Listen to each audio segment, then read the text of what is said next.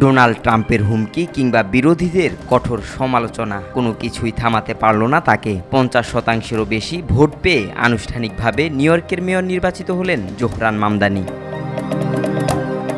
New ইয়র্কের mayor নির্বাচনের vote শুরু হওয়ার কয়েক ঘন্টা আগে সোমবার এক বিতর্কিত মন্তব্য করে বসেছিলেন যুক্তরাষ্ট্রের প্রেসিডেন্ট ডোনাল্ড ট্রাম্প।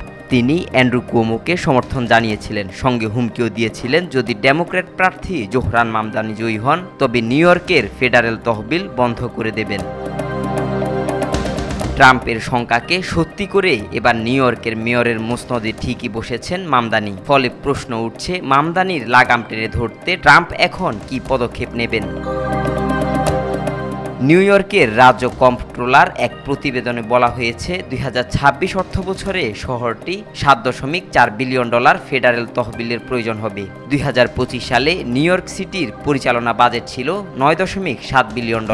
এই অর্থের বড় অংশই যায় শহরের হাউজিং ও সামাজিক সেবামূলক সংস্থাগুলোর জন্য। ফলে অনেকেই মনে করছেন শহরের এই বাজেট আটকে দিতে পারে ট্রাম্প। তবে যুক্তরাষ্ট্রের সংবিধান অনুযায়ী ফেডারেল তহবিল বণ্টনের ক্ষমতা প্রেসিডেন্টের নয়, কংগ্রেসের। ফলে প্রেসিডেন্ট নিজের সিদ্ধান্ত অর্থ বন্ধ করলে তা অসাংবিধানিক বলে গণ্য হবে, যদিও বর্তমানে কংগ্রেসের নিয়ন্ত্রণ রিপাবলিকান দলের হাতে।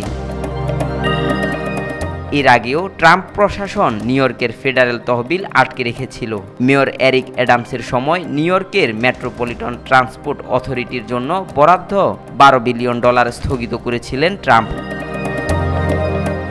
মামদানির এই সাফল্য পুরো বিশ্বের নজর কেড়েছে, সেই সাথে উন্মোচন করেছে ডেমোক্রেটিক রাজনীতির নতুন অধ্যায়। তবে আক্রমণাত্মক ট্রাম্প ও রিপাবলিকান রাজনীতিকদের মামদানি কিভাবে সামাল দেবেন সেটি এখন দেখার বিষয়। আব্দুল্লাহ আল নোমান, আজকাল।